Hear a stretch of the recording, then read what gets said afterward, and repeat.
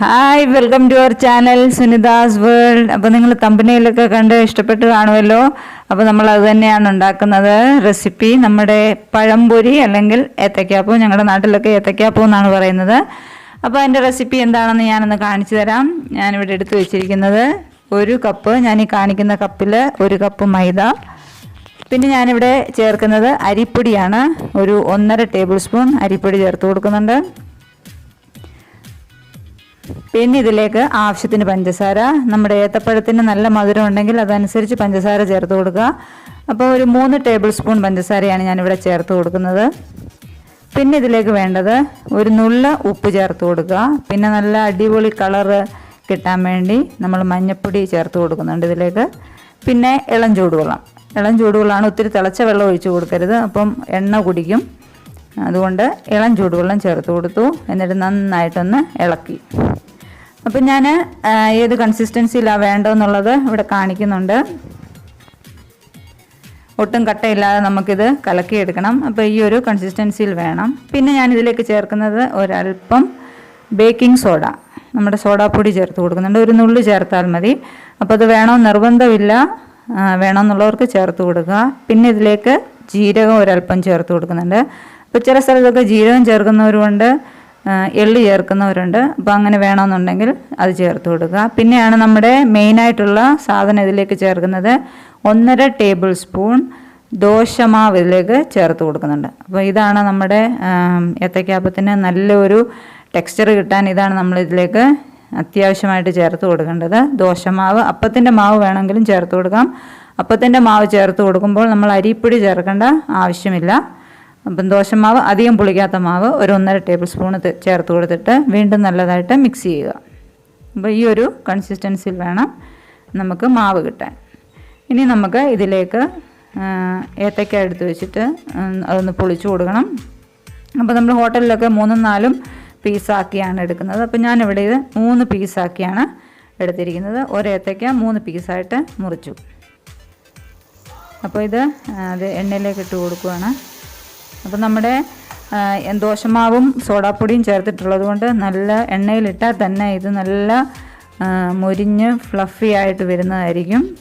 അപ്പം ദോശമാവ് ചേർക്കുകയാണെങ്കിൽ ഒരു 3-4 മണിക്കൂർ വെച്ചിട്ട് നമ്മൾ ഏത്തയ്ക്കാപ്പം ഉണ്ടാക്കുന്നതായിരിക്കും ഒന്നുകൂടെ നല്ല പെർഫെക്റ്റായിട്ട് കിട്ടുന്നത്. അപ്പോൾ സമയം ഒന്നുമില്ല, ഗസ്റ്റൊക്കെ വന്നു പെട്ടെന്ന് നമുക്ക് ഉണ്ടാക്കി കൊടുക്കണം എന്നുണ്ടെങ്കിൽ ബേക്കിംഗ് സോഡ ചേർത്തിട്ട് അങ്ങനെ ഉണ്ടാക്കാം. ബേക്കിംഗ് സോഡ ചേർത്ത് കഴിഞ്ഞാൽ അധിക സമയം ഇത് വെക്കേണ്ട ആവശ്യമില്ല.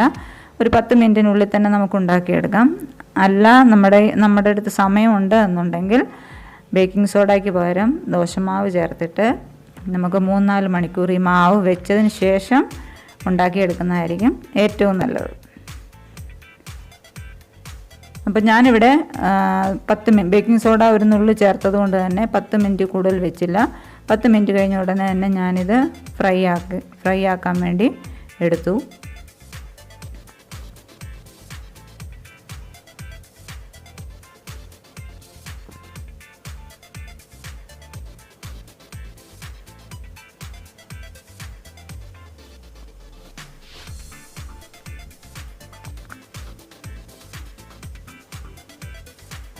അപ്പം റെഡി ആയിട്ട് വന്നിട്ടുണ്ട് നമ്മുടെ ഏത്തയ്ക്ക. അപ്പം നോക്കിയാൽ നല്ല കോട്ടിംഗ് ഒക്കെ നല്ലതായിട്ട് അതിൽ ഏത്തയ്ക്കയിൽ നമ്മുടെ കോട്ടിംഗ് ഒക്കെ നല്ലതായിട്ട് പിടിച്ചിട്ടുണ്ട്.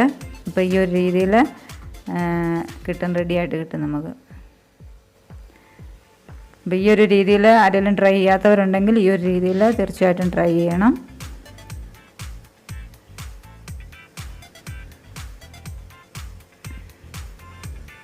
അപ്പോൾ ചിലത് ഞാൻ ഒരു കഷ്ണമായിട്ട് ഇട്ടു, ചിലത് വലുപ്പത്തിനനുസരിച്ച് മുറിച്ചിട്ടുണ്ട്. അപ്പോൾ 2 രീതിയിലുമാണ് ഞാനിവിടെ എടുത്തത്. അപ്പം നമ്മുടെ വാഴയ്ക്കാപ്പം, ഏത്തയ്ക്കാപ്പം പല പേരിലാണ്, പല സ്ഥലത്തും പല പേരിലാണ് അറിയുന്നത്. ഇത് പഴംപൊരി എന്ന് പറയുന്നവരുണ്ട്. ഓരോന്നായിട്ട് നമ്മൾ എടുത്തു. ഇപ്പം ഞാനൊരു 4 ഏത്തയ്ക്കയാണ് ഇവിടെ എടുത്തത്. 4 ഏത്തയ്ക്ക ആകുമ്പം ഒരു 12 പീസ്, ചിലത് ഞാൻ മുറിച്ചു. ഇപ്പം 15, മാക്സിമം 15 പീസ് വരെ എനിക്ക് കിട്ടി.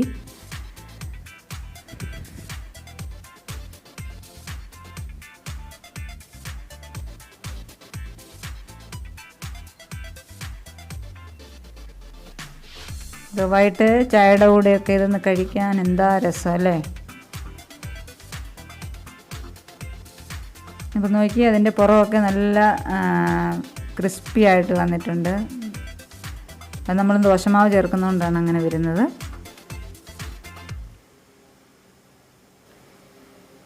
കണ്ടോ, ഈ ഒരു ടെക്സ്ചറിലാണ് നമുക്ക് പഴംപൊരി കിട്ടുന്നത്.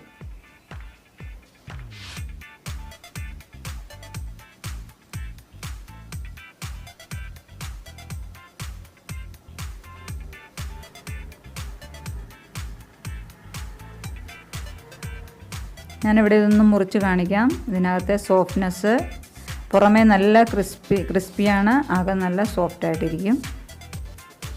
അരിപ്പൊടി ചേർത്തുകൊണ്ട് നല്ലതായിട്ട് മുരിഞ്ഞാണ് ഇതിൻ്റെ മുകൾ വശം ഇരിക്കുന്നത്. അപ്പോൾ തീർച്ചയായിട്ടും എല്ലാവരും ട്രൈ ചെയ്യണം, എന്നിട്ട് കമൻറ്റ് ബോക്സിൽ അറിയിക്കുകയും വേണം. അപ്പോൾ വേറൊരു വീഡിയോയുമായി ഉടനെ വരാം. ബൈ.